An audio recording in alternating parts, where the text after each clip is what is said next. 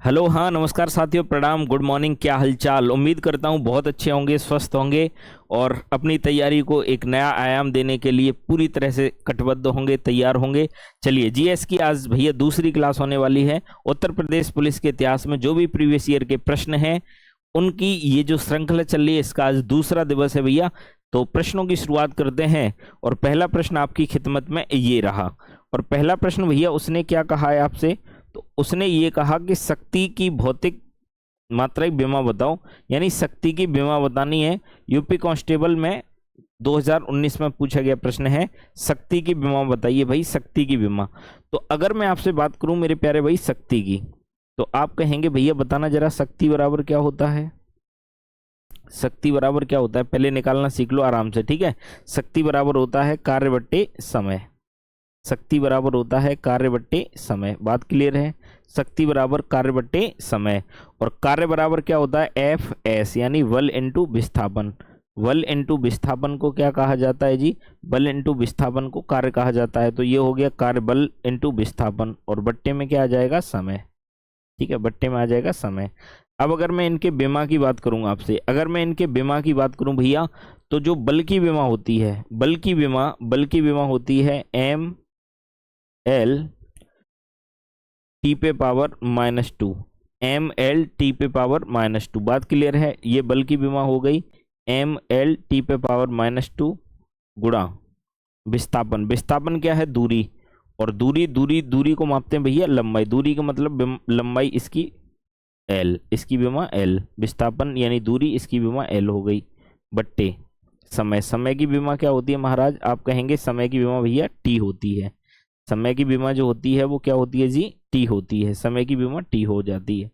अब एक बात बताओ, ये देखो एल अकेला है और एक अकेला एल यहाँ पे, इसके पे कुछ घात नहीं है, तो एक इसकी घात, एक इसकी घात, एक घात इन दोनों की मिलके मोहब्बत रंग लाएगी दोनों की, और एल पे घात 2 हो जाएगा। एम एल पे घात 2। अब ये जो टी था बट्टे में है, और बट्टे में अगर ये ऊपर जाएगा तो इस पे घात -1, इस वाली टी पे घात ऊपर जाके हो जाएगी -1। टी पे घात -2 ऑलरेडी था, टी पे घात -1 ये हो गया, तो कुल मिला के टी पे घात हो गया -3। तो हो जाएगा एम एल टू टी पे पावर -3। ठीक है, ml2 टी पे पावर -3। इस प्रश्न का जो सही जवाब हो जाएगा मेरे प्यारे भाई वो क्या होगा? बी होगा। ठीक है, बी हो जाएगा। क्लियर है? आगे चलते हैं और अगला प्रश्न आपके लिए ये है, यूपी कांस्टेबल मेंस। देखो 2 पेपर हुए थे, एक बार 2013 में वैकेंसी आई थी, तो प्री और मेंस हुआ था, तो ये मेंस का है, यूपी कांस्टेबल का है। आपको बताना है भैया मेधा पाटकर का संबंध किस आंदोलन से है, या जो मेधा पाटकर हैं वो किस आंदोलन से जुड़ी हुई हैं। ठीक है, तो मेधा पाटेकर का जो संबंध है बताइए किससे है? चिपको से, मैत्री आंदोलन, या नर्मदा बचाओ आंदोलन, या पश्चिमी घाट आंदोलन। तो जो मेधा पाटेकर हैं, मेधा पाटेकर का संबंध, यहाँ पाटेकर होना चाहिए, मेधा पाटेकर का जो संबंध है भैया वो नर्मदा बचाओ आंदोलन से है। ठीक है, मेधा पाटेकर का संबंध है नर्मदा बचाओ आंदोलन से। ये एक सामाजिक कार्यकर्ता हैं। ठीक है, सामाजिक कार्यकर्ता, मेधा पाटेकर एक सामाजिक कार्यकर्ता हैं। ठीक है, एक सामाजिक कार्यकर्ता हैं और इन्होंने नर्मदा बचाओ आंदोलन से ये जुड़ी हैं, तो इनका संबंध नर्मदा बचाओ आंदोलन से है। इनको काफ़ी पुरस्कार भी मिले हैं, जैसे प्रभा रत्न पुरस्कार इनको मिला है। ठीक है, महात्मा फूले अवार्ड मिला है, महात्मा फूले अवार्ड मिला है इनको। ठीक है, महात्मा फूले अवार्ड मिला है, सही है, महात्मा फूले अवार्ड मिला है। इसके अलावा जन सेवा पुरस्कार, ठीक है, जन सेवा पुरस्कार। दीनानाथ मंगेशकर अवार्ड भी इनको मिला है, दीनानाथ मंगेशकर अवार्ड, दीनानाथ मंगेशकर अवार्ड भी मिला है। तो मेधा पाटेकर किस आंदोलन से जुड़ी हैं जी? तो आप कहेंगे भैया किससे जुड़ी हैं ये? तो ये जुड़ी हैं नर्मदा बचाओ आंदोलन से। अगर बात लगे हाथ अगर मैं इनकी भी करूं, जैसे चिपको की अगर बात करी जाए, तो चिपको के बारे में आप क्या जानते हैं? तो आप कहेंगे भैया जो चिपको आंदोलन है, ठीक है, चिपको जो आंदोलन है वो 1973 में, ठीक है, चिपको आंदोलन 1973 में हुआ था, और उत्तराखंड में हुआ था। ठीक है, उस समय ये उत्तर प्रदेश का हिस्सा हुआ करता था, अब उत्तराखंड हो गया। ठीक है, 9 नवंबर 2000 को, 9 नवंबर 2000 को उत्तर प्रदेश से अलग होकर उत्तराखंड बना। उत्तरांचल के रूप में बना था, लेकिन 2005 में उसका नाम उत्तरांचल से उत्तराखंड हो गया। तो चिपको आंदोलन 1973 में चला था। किसने किसने चलाया था? तो सुंदरलाल बहुगुणा, सुंदरलाल बहुगुणा, ठीक है, सुंदरलाल बहुगुणा और चंडी प्रसाद भट्ट, चंडी प्रसाद भट्ट। तो इन्होंने क्या चलाया जाती, इन्होंने चलाया था भैया चिपको आंदोलन। ठीक है, चिपको चिपको चिपको कब चला था बताओ एक बार? तो चिपको चला था 1973 में। ठीक है, 1973 में चला था चिपको। ठीक है, अब अगर इसकी बात करी जाए पश्चिमी घाट बचाओ आंदोलन, तो ये पश्चिमी घाट आंदोलन जो है, पश्चिमी घाट बचाओ, पश्चिम घाट समझ रहे हैं, पश्चिम घाट की तरह ये है आपका अरब सागर के तट पर जो स्थित है वो पश्चिमी घाट कहलाता है। केरल में जो सबसे पहले मानसून आता है, केरल में सबसे पहले जो बारिश होती है उसमें पश्चिम घाट का बहुत बड़ा योगदान है। ठीक है, बहुत बड़ा रोल है पश्चिम घाट का। तो पश्चिम घाट बचाओ आंदोलन ये पीएस हेगड़े, ठीक है, पीएस हेगड़े ने चलाया था। और पीएस हेगड़े ने इसके अलावा एपिको आंदोलन भी चलाया था कर्नाटक में, वो भी पेड़ों की कटाई को रोकने के लिए था एपिको। ठीक है, एपिको था भैया। और पश्चिमी घाट, इसमें पीएस हेगड़े का बहुत ज़्यादा योगदान है। 1996 में ये चला था, 1996 में। ठीक है, 1996 में चला था। और एक और कौन सा बचा? मैत्री आंदोलन। अगर बात मैत्री आंदोलन की करी जाए आपसे, ठीक है, ध्यान रखना, अगर आपसे मैत्री आंदोलन पूछा जाए तो मैत्री आंदोलन मेरे प्यारे भाई 1995 में, 1995 में ये चला था। ठीक है, और किसने चलाया था 1995 में? तो इसको चलाया था कल्याण सिंह रावत ने, कल्याण सिंह रावत ने। ठीक है, कल्याण सिंह रावत। तो कल्याण सिंह रावत ने कौन सा चलाया था भैया? मैत्री चलाया था। ठीक है, मैत्री चलाया था। तो मेधा पाटेकर का संबंध किससे है? तो आप कहेंगे जी नर्मदा बचाओ आंदोलन से है। ठीक है, और चिपको किसने चलाया था? सुंदरलाल बहुगुणा और चंडी प्रसाद भट्ट ने। ठीक है, 1973 में। मैत्री आंदोलन, तो मैत्री आंदोलन किसने चलाया था? तो आप कहेंगे भैया कल्याण सिंह रावत ने चलाया था 1995 में। ठीक है, और पश्चिम घाट बचाओ, तो ये पीएस हेगड़े 1996 में। ठीक है, आगे चलते हैं अब। ठीक है, और अगला प्रश्न आपके लिए ये रहा भाई, पादप निकाय के किस भाग को पौधों का खाद्य कारखाना कहते हैं? है ना, पादप निकाय के किस भाग को पौधों का खाद्य कारखाना कहते हैं? ठीक है, तो आप इसका जो आंसर होगा, फूल नहीं होगा, तना नहीं होगा, जड़ नहीं, रूट यानी लीफ, पत्ती। तो जो पत्ती होती है, पत्तियां जो होती हैं भाई, वो पादप निकाय की पत्तियों को पादप निकाय का कारखाना कहा जाता है। ठीक है, क्यों कहा जाता है? बात ये आएगी, क्यों कहा जाता है पत्तियों को? क्यों कहा जाता है भैया पत्तियों को पौधों का खाद्य कारखाना? पत्तियों को क्यों कहा जाता है?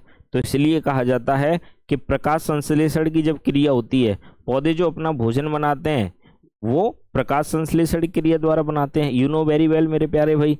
तो प्रकाश संश्लेषण की जो क्रिया होती है उसमें पानी और कार्बन डाइऑक्साइड की मदद से सूर्य के प्रकाश और क्लोरोफिल का उपयोग करके भोजन बनाती हैं। ठीक है, पत्तियां, इसलिए इनको खाद्य कारखाना कहा जाता है। ठीक है, बात क्लियर है भैया? लीफ यानी पत्तियां हो जाएगा।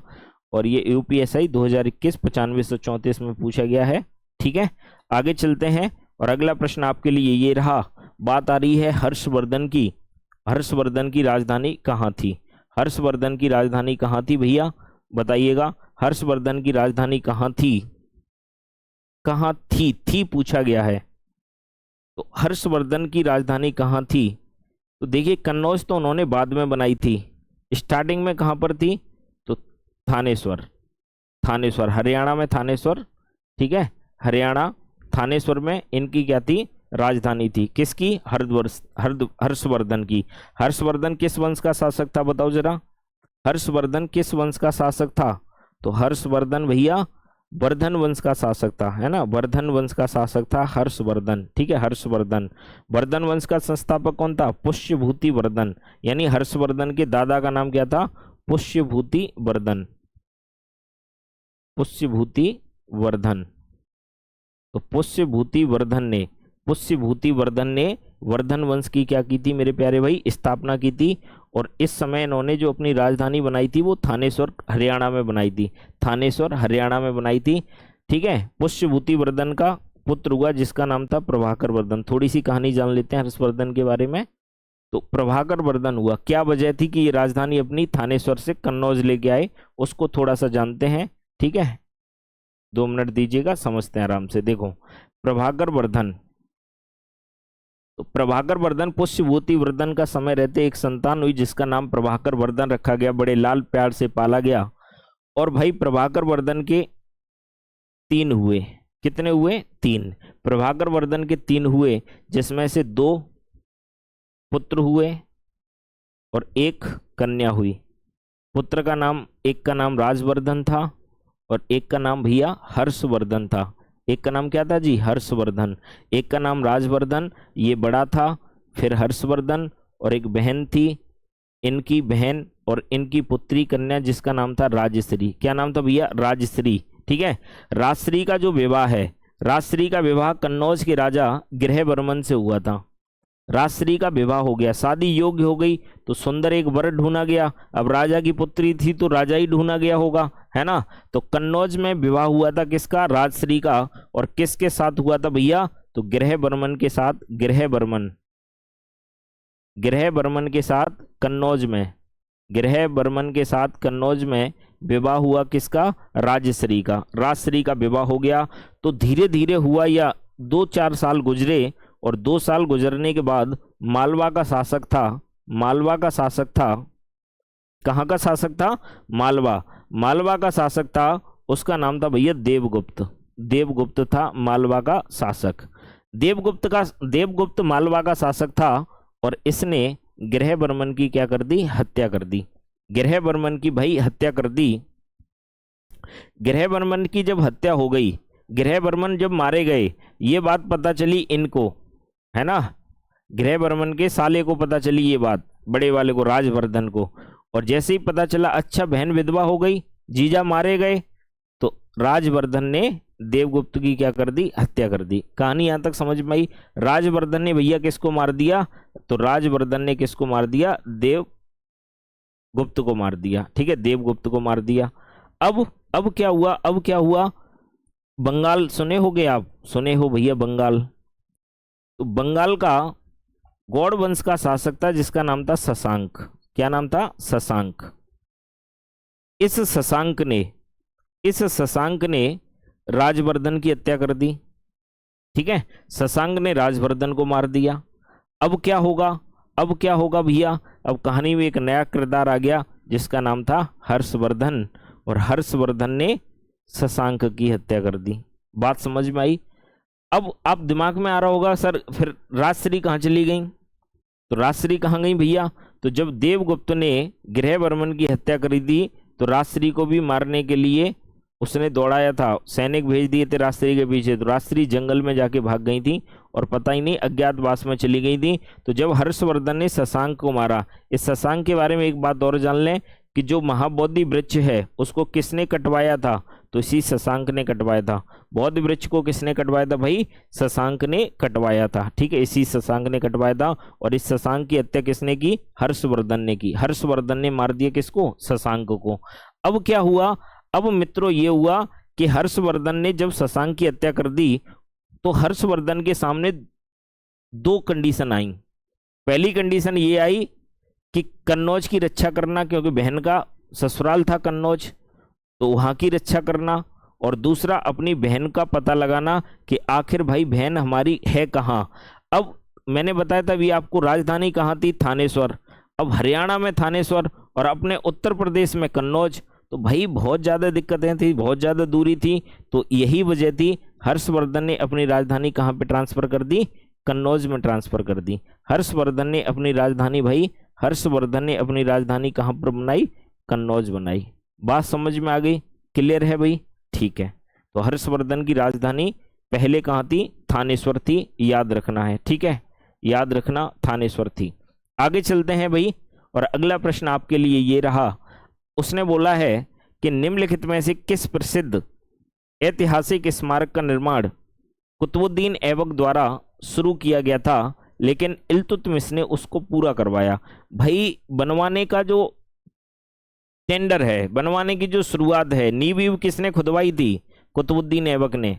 कुतुबुद्दीन ऐबक ने नींव वीव खुदवाई, लेकिन उसको पूरा इल्तुतमिश ने करवाया था, तो वो था भैया कुतुब मीनार। दिल्ली में स्थित है कुतुब मीनार, दिल्ली के मेहरौली में स्थित है, ठीक है, कुतुब मीनार दिल्ली के मेहरौली में स्थित है। अच्छा, कुतुब मीनार के बारे में दो चार फैक्ट जानते हैं।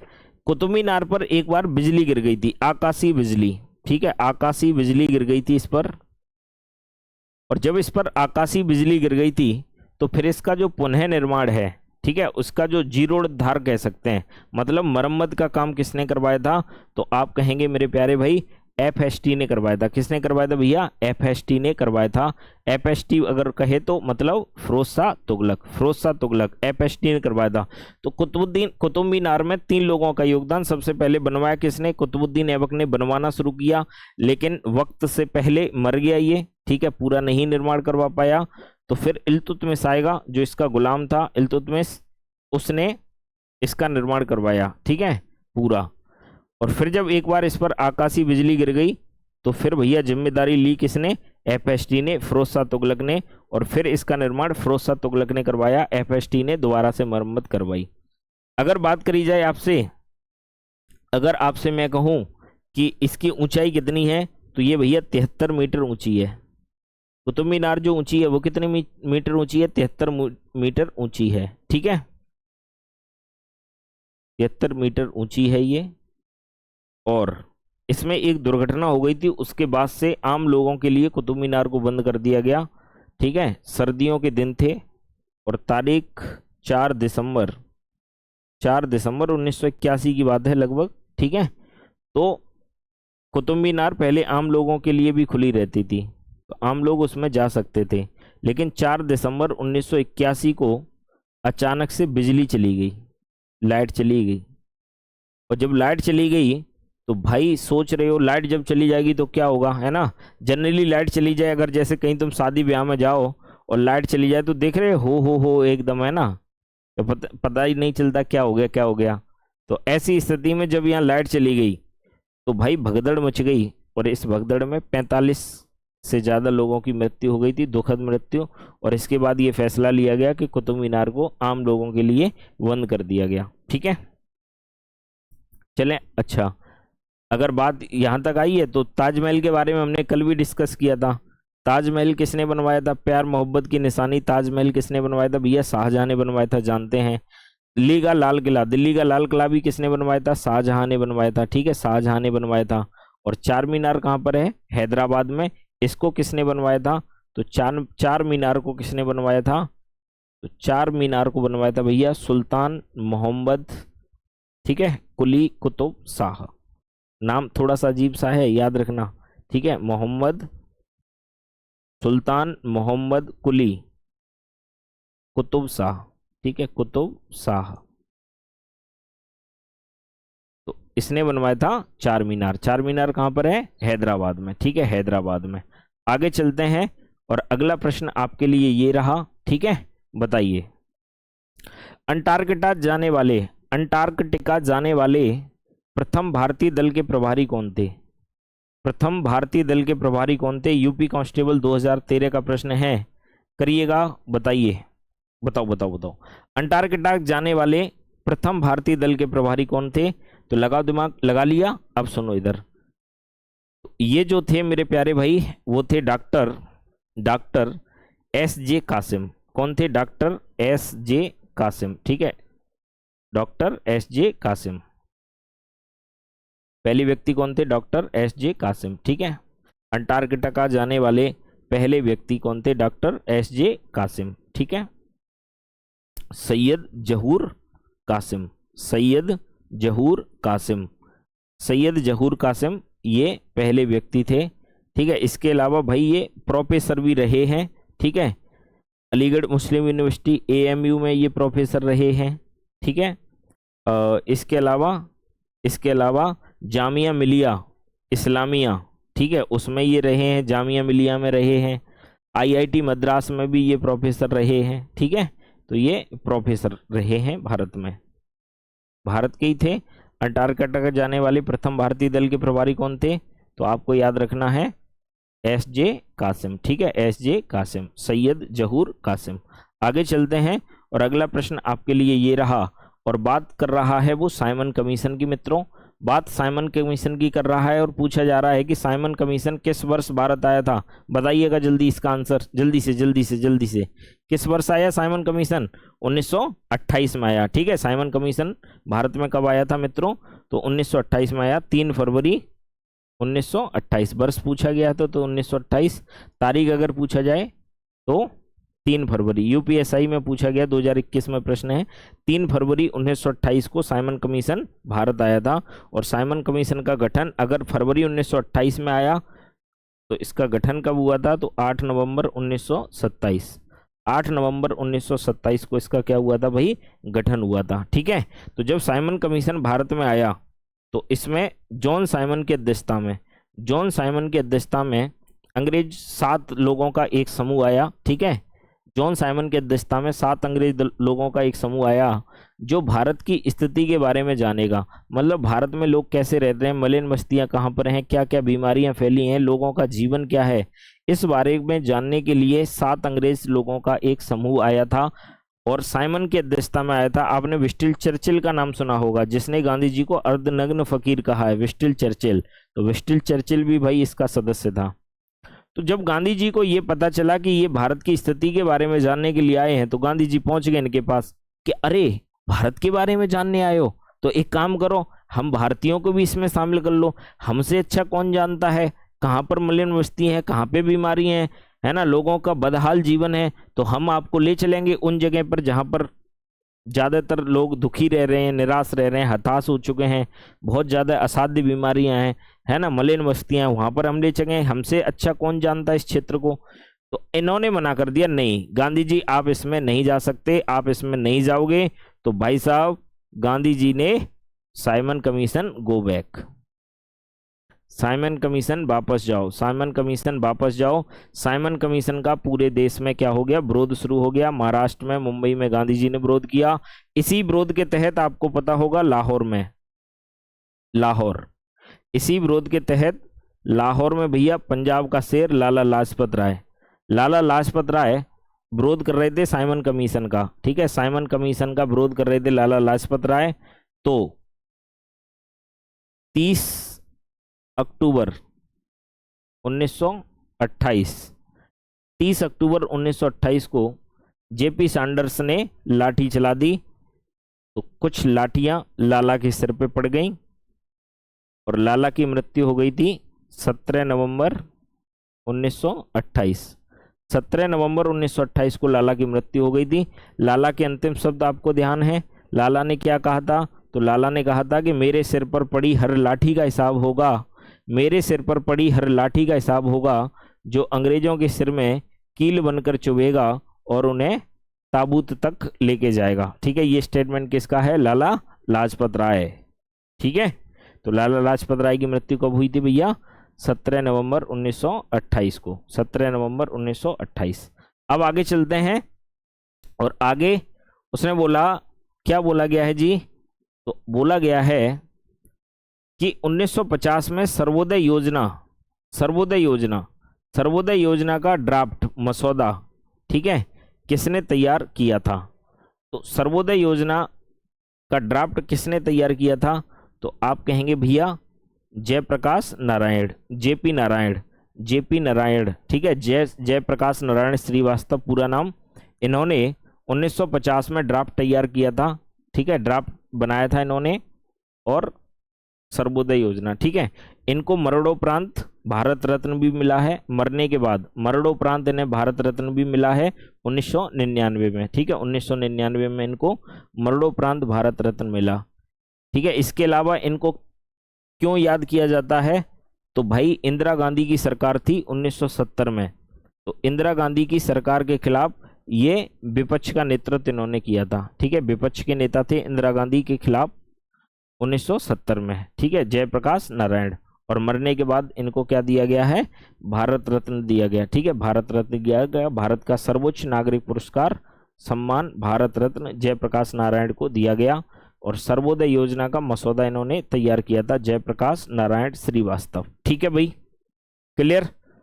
ठीक है, आगे चलते हैं और अगला प्रश्न आपके लिए ये रहा, बताओ भाई, करिए, बताइए। अधिकृत रूप से स्वतंत्रता की घोषणा करते हुए, अधिकृत मतलब ऑफिशियल रूप से स्वतंत्रता की घोषणा करते हुए भारतीय राष्ट्रीय कांग्रेस ने कौन सी तारीख को स्वतंत्रता दिवस मनाया? कौन सी तारीख थी जिस दिन स्वतंत्रता दिवस मनाया गया था? तो आप कहेंगे भाई 26 जनवरी 1930। 26 जनवरी 1930। 26 जनवरी 1930 हुआ ये था कि 1929 में कांग्रेस का जो अधिवेशन हुआ वो रावी नदी के तट पर लाहौर में हुआ। कहां पर हुआ भैया? लाहौर में। ठीक है, इसके अध्यक्ष कौन थे? जवाहरलाल नेहरू। जवाहरलाल नेहरू इसके अध्यक्ष थे। जवाहरलाल नेहरू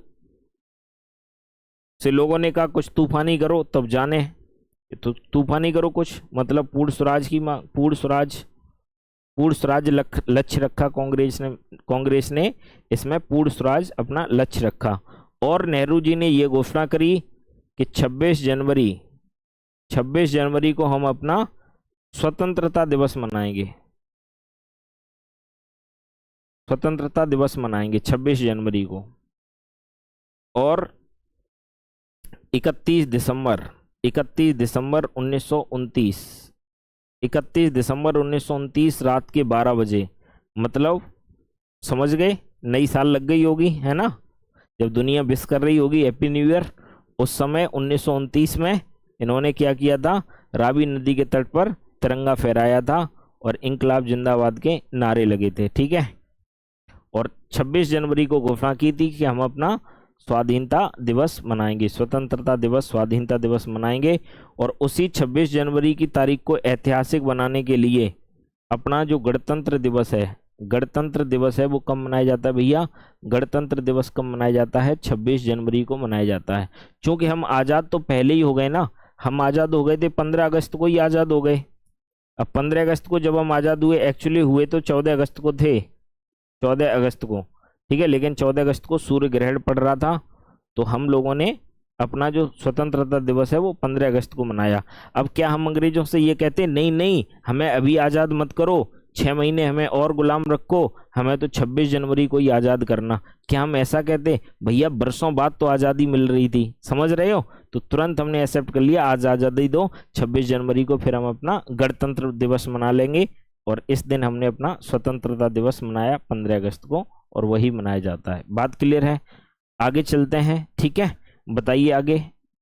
जब महात्मा गांधी को रेलगाड़ी से जबरन उतारा गया, महात्मा गांधी को जब जबरन उतारा गया, तब वे दक्षिण अफ्रीका में कहाँ जा रहे थे? कहाँ के लिए जा रहे थे भैया दक्षिण अफ्रीका में? तो वो आप कहेंगे प्रेटोरिया जा रहे थे। कहाँ जा रहे थे? प्रेटोरिया। एक्चुअली हुआ था कि ये फर्स्ट एसी कंपार्टमेंट में गांधी जी घुस गए थे।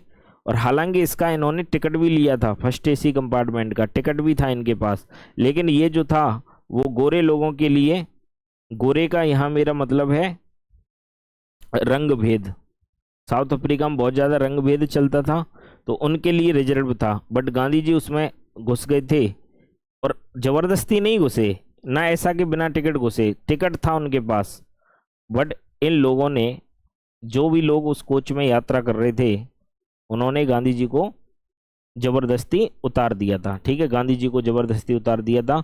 और वो कहाँ के लिए जा रहे थे? तो वो जा रहे थे मेरे प्यारे भाई प्रेटोरिया के लिए जा रहे थे। ठीक है, प्रेटोरिया के लिए जा रहे थे।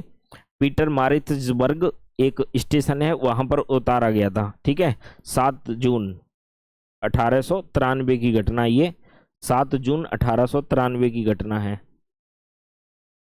7 जून आज ही है, 7 जून है ना, तो आज की घटना है 7 जून 1893 की। ठीक है, गांधी जी को उतार दिया गया था, पीटर मारित्सबर्ग स्टेशन था वहां पर। ठीक है, आगे चलें, चलो भैया आगे आ जाइए। जलियांवाला बाग नरसंहार के बाद किसने अपनी नाइटहुड की उपाधि वापस कर दी थी? तो जलियांवाला बाग हत्याकांड 13 अप्रैल 1919 है ना, 13 अप्रैल 1919, 13 अप्रैल 1919 को जलियांवाला बाग हत्याकांड हुआ था। और रविन्द्रनाथ टैगोर ने अपनी नाइटहुड की उपाधि वापस कर दी थी। ठीक है। जबकि महात्मा गांधी ने केसर हिंद की उपाधि वापस कर दी थी। जलियांवाला बाग हत्याकांड के बाद महात्मा गांधी ने केसर ए हिंद की उपाधि वापस कर दी थी और रविन्द्रनाथ टैगोर ने नाइटहुड की उपाधि वापस कर दी थी। और इसके अलावा शंकर नायर, ये भी ध्यान रखना, शंकर नायर ने, ठीक है, वायसराय की कार्यकारिणी से त्यागपत्र दे दिया था। त्यागपत्र, शंकर नायर ने वायसराय की कार्यकारिणी से त्यागपत्र दे दिया। महात्मा गांधी ने केसर ए हिंद की उपाधि छोड़ दी थी और रविन्द्रनाथ टैगोर ने अपनी नाइटहुड की उपाधि वापस कर दी थी। ठीक है भाई। जलियांवाला बाग हत्याकांड 13 अप्रैल 1919। अब अगला प्रश्न की ओर रुख करते हैं अपना। ठीक है। अगला प्रश्न आपकी खिदमत में ये रहा कि निम्नलिखित में से नृत्य का कौन सा प्रकार असम से संबंधित है? असम में कौन सा नृत्य होता है? तो आपको याद रखना है असम की बहू। तो असम की बहू, तो असम में क्या है भैया? बिहू। बहू से याद कर लो, असम में क्या है? बिहू। ठीक है। और नौटंकी आप जानते ही हैं कहाँ का है? अपने यूपी का है भैया नौटंकी। ठीक है। नौटंकी उत्तर प्रदेश का है, नौटंकी उत्तर प्रदेश। गुजर जाएगी गरीबी, तो गुजरात का हो गया गरबा। और केरल की कथा कहाँ की? केरल की। तो केरल की कथा से याद हो जाएगा कथकली। कथकली कहाँ का है महाराज? केरल का है, केरल का कथकली है। ठीक है। उत्तर प्रदेश का नौटंकी है और गुजरात का गरबा है, गुजरात का गरबा। और आगे चलते हैं और आगे बोला गया कि भारत में प्रथम निर्यात प्रसंस्करण क्षेत्र कौन सा है? ठीक है। यूपीएसआई का सवाल है 2021 का। बताइएगा भारत में प्रथम निर्यात प्रसंस्करण क्षेत्र कौन सा है? ठीक है। तो ये है मेरे भाई कांडला बंदरगाह। कौन सा है भैया? कांडला बंदरगाह। कांडला बंदरगाह कहाँ पर है? तो गुजरात में है। ठीक है। गुजरात के किस जिले में है? कच्छ में। गुजरात के कच्छ में स्थित है कांडला बंदरगाह। और इसका नाम बदलकर क्या कर दिया गया? नया नाम इसका क्या हो गया? दीनदयाल बंदरगाह। ठीक है। नया नाम क्या हो गया जी? दीनदयाल बंदरगाह। ठीक है। दीनदयाल बंदरगाह इसका नाम हो गया है। ठीक है। कांडला बंदरगाह कहाँ पर है? गुजरात के कच्छ में है। तो ये भारत का प्रथम निर्यात प्रसंस्करण क्षेत्र था। भारत का प्रथम निर्यात प्रसंस्करण ये क्षेत्र था। ठीक है। आगे चलते हैं। नेक्स्ट अगला प्रश्न आपके लिए ये रहा। और ठीक है, बताइए भारतीय रिजर्व बैंक की स्थापना। भारतीय reserve bank, RBI, reserve bank of India, है ना, आपको पता है, दुनिया को पता है, जग जाहिर है। ठीक है। और जग जाहिर है मतलब 1 अप्रैल 1935, याद रखना कई बार आता है। 1 अप्रैल 1935 को आरबीआई की स्थापना की गई थी। ठीक है। आरबीआई की स्थापना कब की गई थी? आरबीआई की स्थापना की गई थी 1 अप्रैल 1935 को। 1 अप्रैल 1935 को। आरबीआई के पहले गवर्नर कौन थे? आरबीआई के पहले गवर्नर ऑसबॉर्न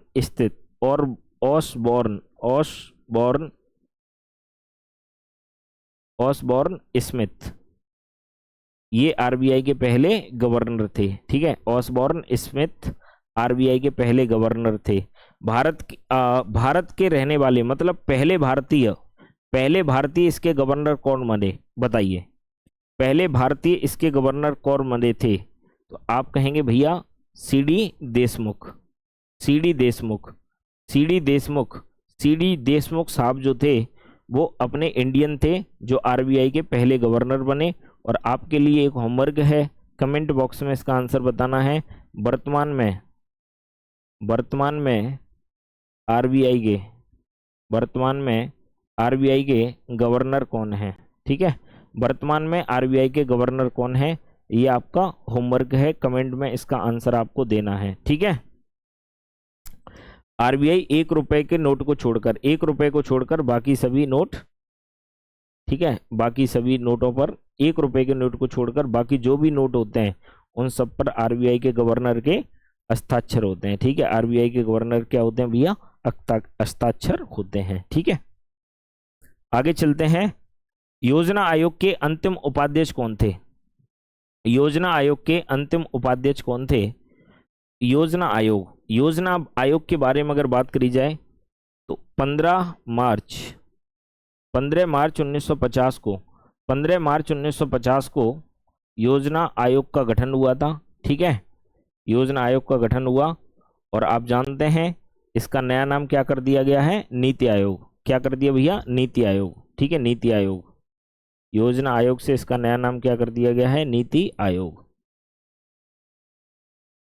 तो इसके जो अंतिम उपाध्यक्ष थे, क्योंकि इसका जो अध्यक्ष होता है, योजना आयोग का जो अध्यक्ष था वो कौन था? प्रधानमंत्री। यानी जो भी प्रधानमंत्री होगा वो इस योजना आयोग का क्या होगा? अध्यक्ष। तो फिर बचा कौन? उपाध्यक्ष। ठीक है, तो इसके जो उपाध्यक्ष थे वो थे मोंटेग सिंह अहलूवालिया। ठीक है, मोंटेग सिंह अहलूवालिया ये अंतिम उपाध्यक्ष थे मेरे प्यारे भाई। 2004 में बने थे, 2014 तक रहे। ठीक है, 2004 से